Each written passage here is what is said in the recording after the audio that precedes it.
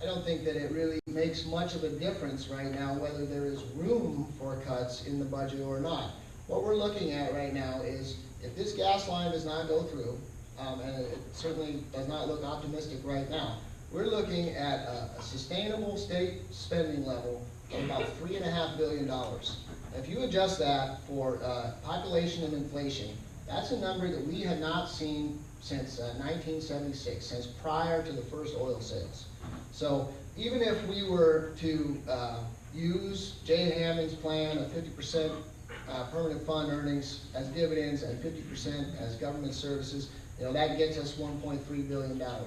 If we were to institute all of these taxes and stuff that people are talking about, and we were to raise $700 million that way, rather than cutting $700 million out of the dividend, we're still only up to $2.0 billion. And you add the unrestricted revenue to that, we're up in the $3.2, $3.5 billion of unrestricted revenue that we can spend on our government.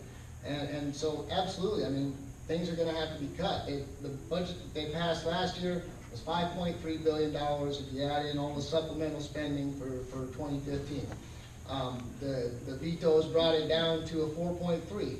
So we're looking at about $1 billion in cuts before we get to a point where we're balanced. So yeah, I mean, absolutely, there's places we need to cut. Number one, we're paying out $250 million on average every year to multinational corporations.